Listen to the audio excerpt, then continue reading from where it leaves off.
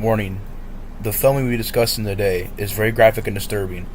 There will be no pictures or clips of the film, but viewer discretion is advised. Hey guys, the Explorer 4 here. Welcome back to some more reviews, and welcome to my review on John Waters' 1972 film, Pink Flamingos. And this is, of course, the Criterion Blu-ray. And I will admit, Criterion did a great job. Tons of features, of course, and it looks pretty damn good for a low-budget kind of grindhouse early 70s movie. Wow, what a film we are talking about today. Pink Flamingos. So this gets a 6.0, directed by John Waters, like I said, and starring Divine, of course. Man. So, John Waters. So, this is a guy who, technically, I guess, I did grow up with his films. But I grew up with very different movies. I watched Hairspray, Crybaby. That's the John Waters I grew up with. I did not know he was making stuff like this till much, much later. Of course, for many, many years, heard about the infamy of Pink Flamingos. It was discussed everywhere, mainly in the underground, sort of disturbing horror film community, where people were saying it was one of the grossest movies you can watch, and, you know, if you can make it through this, you can make it through anything, and it's a really nasty movie. It had a very big reputation to it. And so, going into this movie, I was a bit nervous because I watched multiple Maniacs before this, and that was crazy. That was out of its damn mind. And this one's definitely up there with that as far as how gross it is. Probably grosser in some ways. I will be putting a little disclaimer on this video, so if you skip that, graphic warning, there will be some discussion of certain scenes that I gotta talk about with this movie, and it's gonna get kind of graphic and gross and nasty. This movie is definitely very filthy and nasty. So if you don't want to hear me talk about some graphic stuff, some nasty, disgusting stuff, click out of the video and I'll see you guys in the next one. But Pink Flamingos, for 1972, this movie took a lot of risks and doing different things. Of course, John Waters had, no money to make this movie. Super, super low budget. And John Waters knew he didn't have a lot of money, so he was basically throwing everything at the wall. He was throwing everything. I mean, just seeing, what controversial thing he could do next. And I mean, for the early 70s, this is very, very different. I mean, you've got Divine, who of course is a drag queen. Her being the lead of the movie, her being the star of the movie. Okay, that's different. You have a lot of gay characters in this movie. You have transgender characters in this movie. So that's very different. So I think I can appreciate how daring, how against the grain this movie was. I mean, just the graphic nudity, graphic sex scenes, how these characters talk. There's a lot of cursing in this movie. So for this time period, I mean, there wasn't movies being made like this back then. So I can appreciate the fact that this movie was having the guts to do some of this stuff. Now, as a film, I think the best parts of this movie is Divine and her crazy family. So I think, Divine is hilarious in this movie. There's moments where pretty much her family is just crazy and out of their mind, and it gets kind of funny and hilarious at certain points. But most of the movie is focusing on the villains, who I think are just terrible, awful, horrible human beings. And that's the most disturbing parts of the movie, is when it focuses on them. Because you found that they're like kidnapped. They kidnap these women, and they're, impregnating them and selling the babies, and they just keep it going as a business. And it's a very disturbing idea. And just seeing them have sex in the grossest way ever. A lot of toe sucking, and it's just like, ugh. It's so nasty. Lots of vomit in this movie. Lots of people. There's literally a scene where these two characters go through and they start licking all these objects in this room. And, oh man, it's just some gross stuff.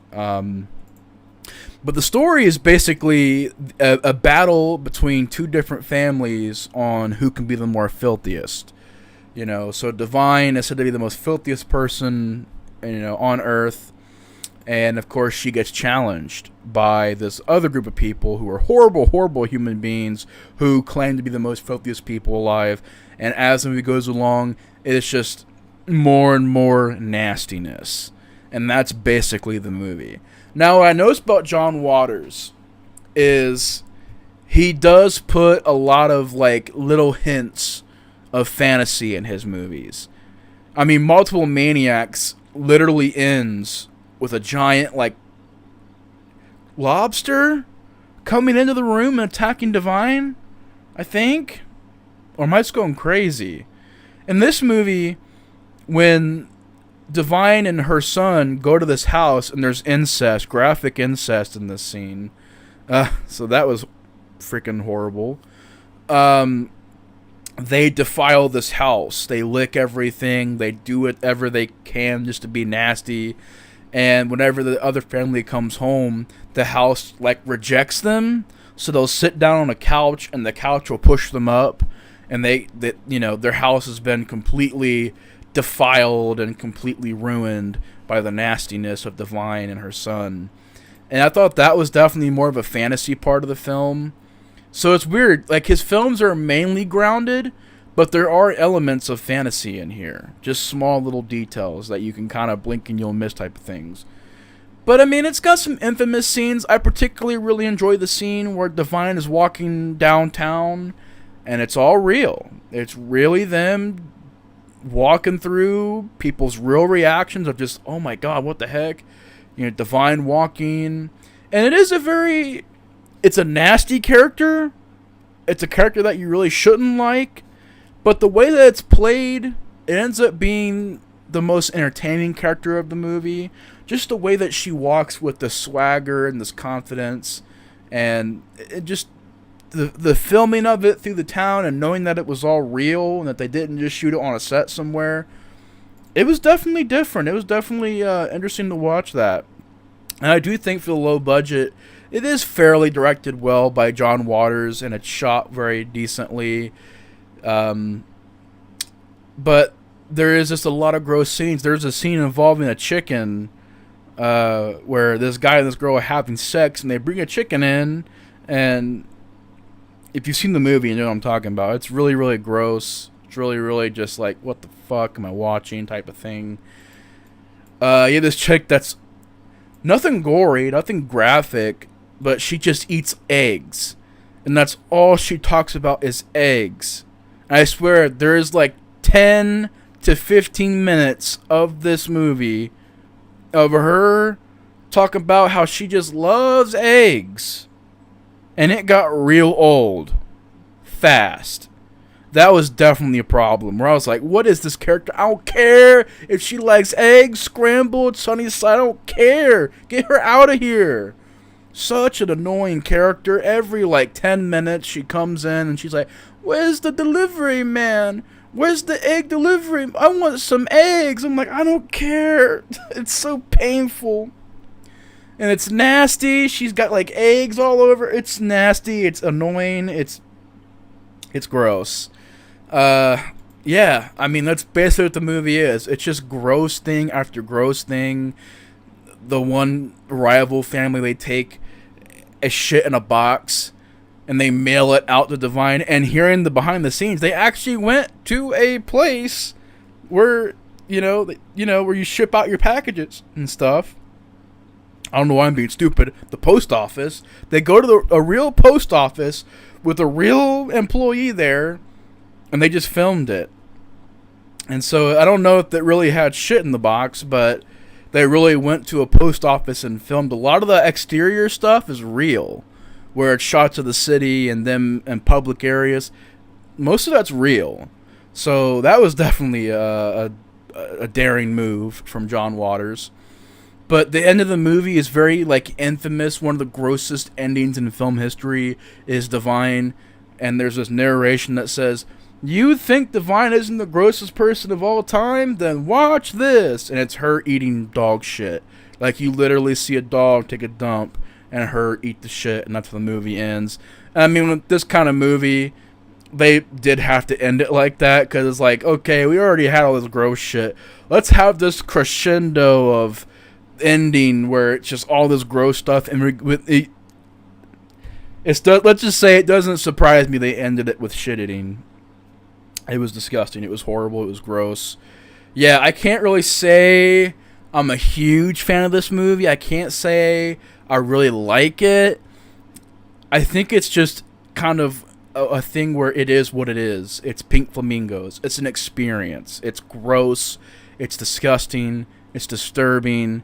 It's at moments hilarious and funny. It's wild. It's bizarre. It's John Waters' Pink Flamingos. If you haven't seen it, I mean, you got to see it to experience it. And I can't say I'm a huge fan of it, but I'll give it out of 5, I'll probably give it a 2 or 2.5. Like I said, I'm not a big fan of the movie, but there are things I appreciate about it, and it is definitely a test of might to get through. But anyways, y'all, 2.5 out of 5 from me. That's gonna be it for this review, though. If you've seen this movie, comment down below your guys' thoughts on it. I will also be linking in the description my Letterboxd and Instagram, so you guys can follow me on those and see what I'm up to. But anyways, y'all, that's gonna do it for this review on John Waters' Pink Flamingos. Anyways, y'all, thank you guys so much for watching. Take care. Hope you guys enjoyed the video, and the Explorer 4 is out. See you guys later. Don't eat dog shit.